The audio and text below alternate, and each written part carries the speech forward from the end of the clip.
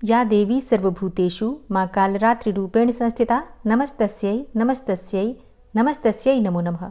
ओम दुम दुर्गाय नमः। 4 फरवरी 2025 आज है मंगलवार का दिन और आज है माघ मास की गुप्त नवरात्रि की सप्तमी तिथि। गुप्त नवरात्रि में पंचमी तिथि का क्षय होने की वजह से आज नवरात्रि का वैसे तो छठा दिन है, लेकिन तिथि के अनुसार सप्तमी तिथि है। तो इसलिए जैसे कि सुबह आपने छठे दिन की माता त्रिपुर भैरवी की कथा सुनी और अब आप सुनेंगे 7वीं महाविद्या माता धूमावती की कथा और इसके साथ ही कालरात्रि माता की कथा और पूजा विधि। ठीक है, तो वीडियो को पूरा ज़रूर देखिए और अष्टमी और नवमी की जानकारी के लिए आने वाली वीडियो ज़रूर देखिए। कन्या पूजन कैसे करना है, हवन कैसे करना है, ये सारी जानकारी अगर आपको चाहिए तो आने वाली वीडियो ज़रूर आप देखिएगा। और अब आप सुनेंगे माता धूमावती की कथा। भगवान शिव के द्वारा प्रकट महाविद्या है माता धूमावती। माता के इस स्वरूप को माना जाता है कि ये दरिद्रता को दूर कर देती हैं, दुखों को दूर कर देती हैं। क्रोध को शांत करने वाली देवी भी माता धूमावती को माना जाता है। माता पार्वती का ये बहुत ही उग्र रूप है। पुराणों में ऐसा माना जाता है कि इनके समान कोई दूसरी शक्ति नहीं है। श्रद्धा पूर्वक माता धूमावती की पूजा करने से भक्तों पर माँ की कृपा बरसती है और समस्त प्रकार के दुख और तकलीफों से मुक्ति मिल जाती है।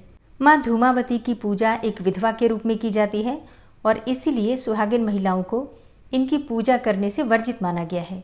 सुहागिन महिलाएं माता धूमावती की पूजा कार्मिक रूप से न करके दूर से ही प्रणाम कर लें और माँ का आशीर्वाद ले सकती हैं, क्योंकि माता धूमावती की पूजा विधवा के रूप में की जाती है और ये सफ़ेद वस्त्र धारण करने वाली देवी हैं जो अपने बाल हमेशा खुले रखती हैं। माँ धूमावती ने पापियों के नाश के लिए अवतार लिया था, इसलिए ये ज्येष्ठा भी कहलाती हैं।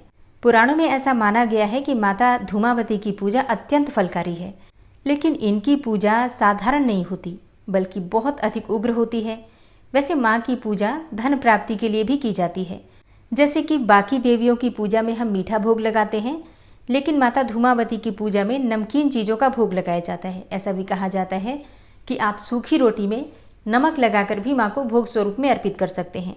इसके अलावा माँ धूमावती को कचौड़ी और पकौड़ी का भोग भी लगाया जाता है। माँ धूमावती को भूखी देवी माना जाता है, इसलिए कभी भी इनकी पूजा बिना भोग के नहीं करनी चाहिए। ऐसा कहा जाता है कि माँ को रोटी भी बहुत अधिक प्रिय है। माँ धूमावती की साधना करने वाले भक्तों पर माँ की कृपा बरस जाती है। उनके सभी कष्ट कट जाते हैं। उनके पास धन और वैभव की कोई कमी नहीं रहती है। भक्तों को पूजा के समय धूमावती स्तोत्र का पाठ करना चाहिए। अब जैसे देखिए, कभी भी माँ की जो पूजा होती है, 10 महाविद्याओं की जो पूजा होती है, वो बिना गुरु के नहीं की जाती है। लेकिन अगर आपके पास कोई गुरु नहीं है तो ऐसे में भगवान शिव को गुरु बनाकर भी आप इनकी पूजा कर सकते हैं। माँ धूमावती की पूजा से पहले स्नान करना अत्यंत आवश्यक है। स्नान करने के बाद साफ स्वच्छ वस्त्र धारण करके माँ की विधि विधान से पूजा करनी चाहिए। धूप, दीप, अक्षत पुष्प इत्यादि सभी चीज़ें माँ को अर्पित करने के बाद भोग लगाकर और फिर माँ से क्षमा प्रार्थना ज़रूर करनी चाहिए, उनकी आरती कर लेनी चाहिए।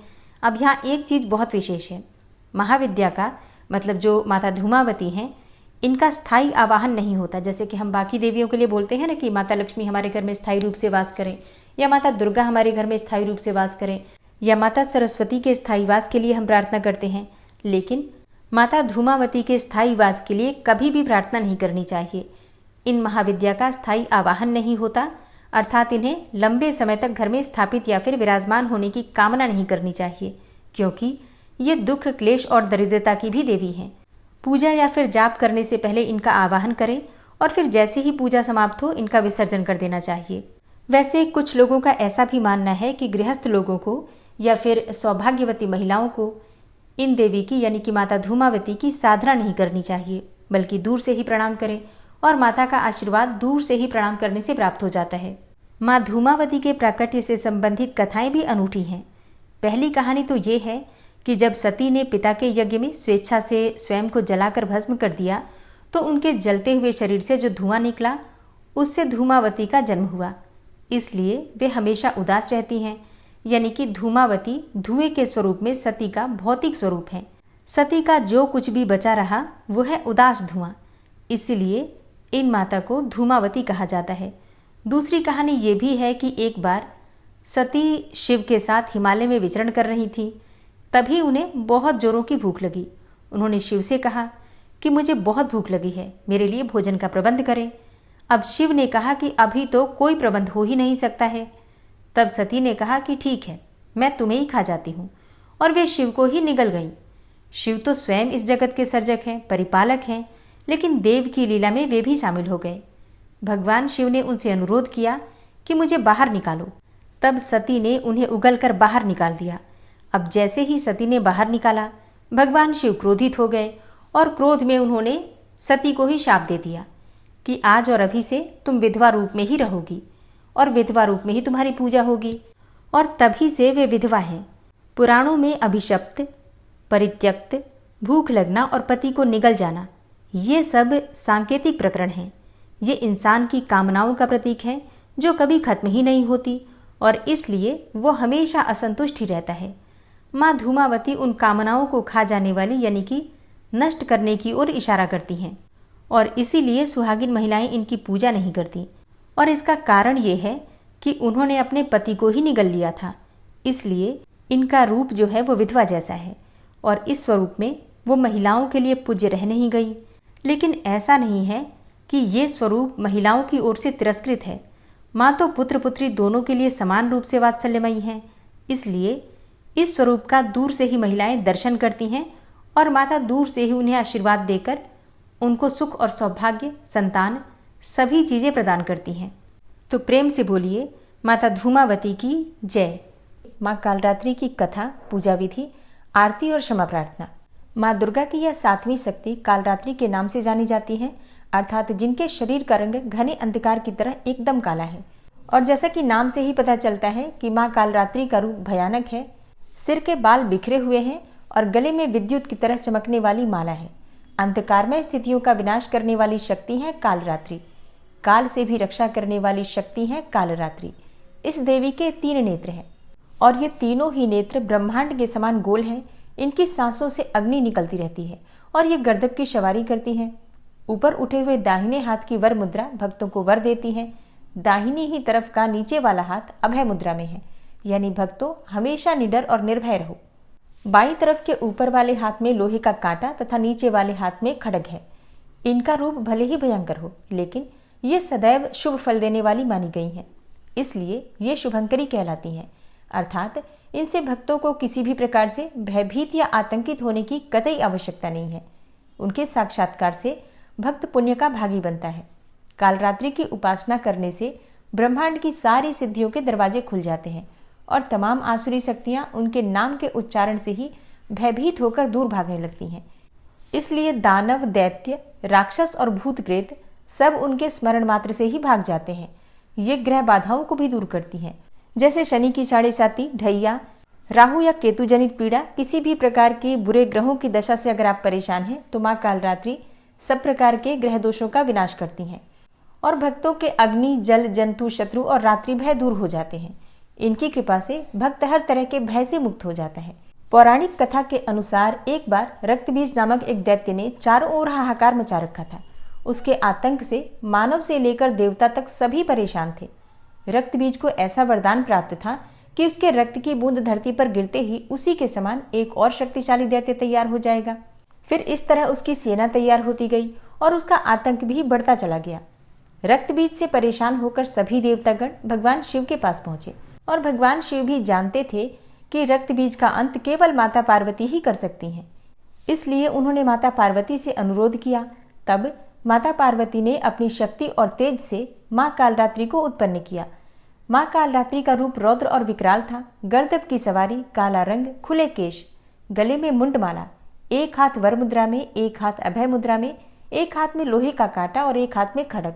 माँ कालरात्रि ने रक्तबीज का वध करते हुए उसके शरीर से निकलने वाली रक्त के बूंद को जमीन पर गिरने से पहले ही पी लिया और इस तरह से माँ कालरात्रि ने रक्तबीज के आतंक से मानव और देवताओं को मुक्त कराया।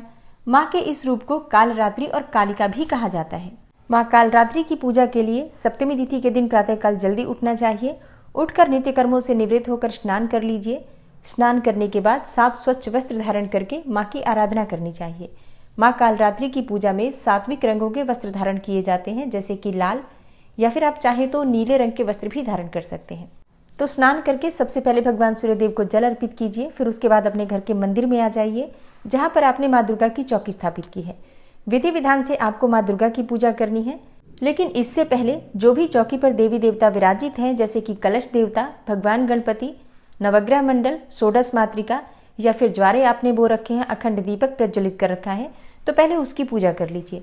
पंचोपचार विधि से धूप, दीप, अक्षत पुष्प इत्यादि ये चीजें अर्पित करके सभी देवी देवताओं की पूजा करने के बाद माँ कालरात्रि का ध्यान करके और उनकी विधि विधान से पूजा कीजिए। अपने हाथ में अक्षत और पुष्प लेकर माँ कालरात्रि का ध्यान कीजिए। माँ कालरात्रि का ध्यान मंत्र है या देवी सर्वभूतेषु माँ कालरात्रि रूपेण संस्थिता नमस्तस्यै नमस्तस्यै नमस्तस्यै नमो नमः। इस मंत्र के द्वारा माँ कालरात्रि का ध्यान करके और आपके हाथ में जो सामग्री है पुष्प और अक्षत माँ के चरणों में अर्पित कर दीजिए। इसके बाद विधि विधान से आप माँ कालरात्रि की पूजा कर सकते हैं, जैसे कि धूप, दीप, अक्षत पुष्प इत्यादि जो भी आपके पास सामग्री है माँ को एक एक करके अर्पित कीजिए। माँ को आज लाल, गुड़हल और गुलाब के पुष्प अर्पित करने चाहिए और भोग में माँ को गुड़ बहुत प्रिय है, तो गुड़ से बनी हुई मिठाइयाँ या फिर सिर्फ गुड़ भी अर्पित कर सकते हैं। इसके अलावा ऋतुफल जो भी आपके पास उपलब्ध है उनका भोग भी लगा सकते हैं। अच्छा, आज के दिन गुड़ का एक उपाय किया जाता है। थोड़ा सा गुड़ माँ को अर्पित कीजिए, मतलब ज़्यादा मात्रा में गुड़ अर्पित कीजिए, जैसे कि आप 1.25 किलो या 5.25 किलो या फिर 1.25 पाव, जितनी भी आपकी सामर्थ्य हो उसके अनुसार आप गुड़ अर्पित करके और माँ को भोग लगा दीजिए, पूजा कर लीजिए। जब आपकी पूजा पूर्ण हो जाएगी तो इस गुड़ में से आधा गुड़ आप किसी ब्राह्मण को, किसी मंदिर में किसी पुजारी को दान कर देंगे और बाकी का आधा गुड़ आप अपने घर में परिवार सहित वितरित करके ग्रहण कर सकते हैं। ऐसा कहा जाता है कि इस उपाय को करने से अकाल मृत्यु, दुर्घटना, मतलब किसी भी प्रकार का जो मन में हमारे भय हमेशा व्याप्त रहता है, हमेशा अनजाना सा डर लगा रहता है परिवार के सदस्यों को लेकर, अपने को लेकर कि कोई दुर्घटना ना हो जाए, किसी का कुछ गलत ना हो जाए, तो ऐसे भय से मुक्ति मिल जाती है। अकाल मृत्यु और दुर्घटना से मुक्ति मिल जाती है। शनि जनित पीड़ा समाप्त हो जाती है। तो प्रत्येक व्यक्ति को ये उपाय जरूर करना चाहिए। तो विधि विधान से माँ की पूजा कर लीजिए, आरती कर लीजिए। और हाँ, जैसे कई भक्तों के प्रश्न आते हैं कि क्या हम उपाय शाम के समय कर सकते हैं? जी हाँ, बिल्कुल कर सकते हैं। अगर आप सुबह नहीं कर पाते हैं तो शाम को भी कर सकते हैं। माँ कालरात्रि का बीज मंत्र आपको आज जपना चाहिए, कम से कम 11 बार, 21 बार या 108 बार। माँ कालरात्रि का बीज मंत्र है क्लीम ऐं श्रीम कालिकायै नमः। क्लीम ऐं श्रीम कालिकायै नमः। एक और मंत्र है ओम देवी कालरात्रै नमः। तो इनमें से जो भी मंत्र आप जपना चाहते हैं जप सकते हैं। और अब आप सुनेंगे माँ कालरात्रि की आरती। ओम जयति जय कालरात्रि, मैया जयति जय कालरात्रि, दुखों की संहारिणी माँ, सुखों की माँ दात्री, मैया जय माँ कालरात्रि। रूप भयंकर माँ का दुष्ट सदा कांपे, मैया से दुष्ट सदा कांपे, भक्त सदा हर सावे, रिद्धि सिद्धि पाते, मैया जय माँ कालरात्रि। महामाई तुम जग की दयामयी हो माँ, मैया दयामयी हो माँ। भैरवी भद्रकाली चामुंडा कई नाम, मैया जय माँ कालरात्रि।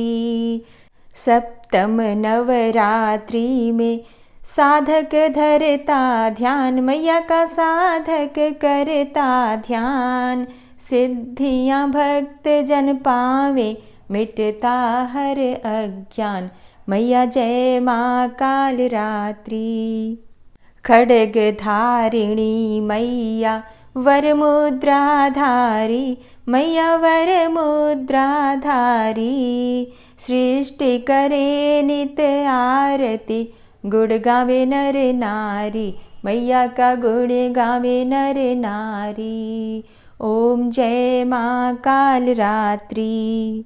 सर्व जगत है मैया तुमसे प्रकाशित है, मैया तुमसे प्रकाशित है, कर दो कृपा है मैया, हम सब याचक हैं, मैया हम सब याचक हैं।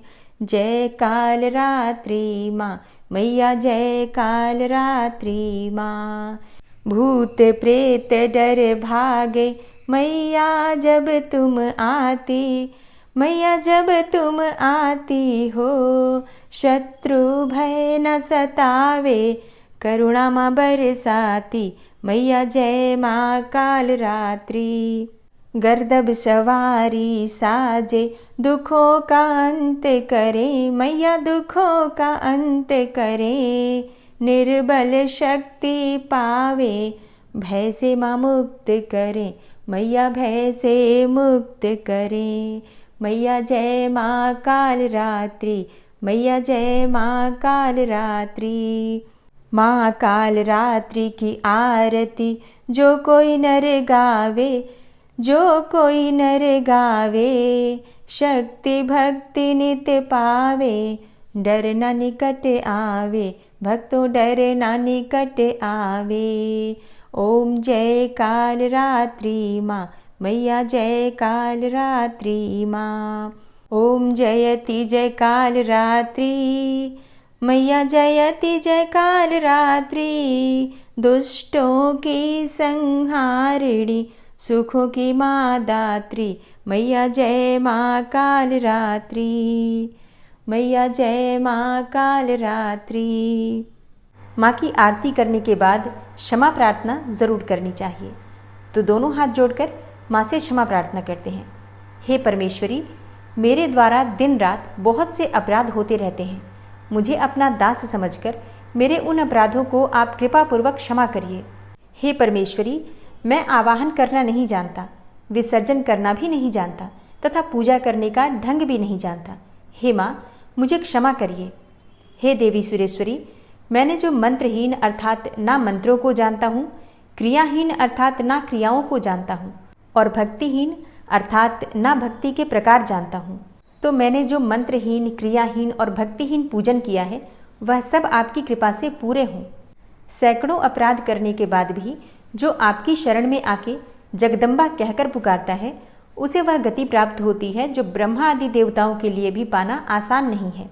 हे जगदम्बिके, मैं अपराधी हूँ किंतु आपकी शरण में आया हूँ। इस समय दया का पात्र हूँ, आप जैसा चाहें वैसा करें। हे देवी परमेश्वरी, अज्ञानवश भूल से या बुद्धि भ्रष्ट होने के कारण मैंने जो भी न्यूनता या अधिकता कर दी हो वह सब क्षमा करें और प्रसन्न हो। हे सच्चिदानंद स्वरूपा परमेश्वरी, जगन माता कामेश्वरी, आप प्रेम पूर्वक मेरी यह पूजा स्वीकार करें और मुझ पर प्रसन्न रहें। हे देवी सुरेश्वरी, आप गोपनीय से भी गोपनीय वस्तु की रक्षा करने वाली हैं। मेरे निवेदन किए हुए इस जप को ग्रहण करिए। आपकी कृपा से मुझे सिद्धि की प्राप्ति हो। इस प्रकार क्षमा प्रार्थना मंत्र के पाठ से दुर्गा माता आपके जाने अनजाने में हुए सारे अपराधों को क्षमा करेंगी और उनकी कृपा सदैव आपके ऊपर बनी रहेगी।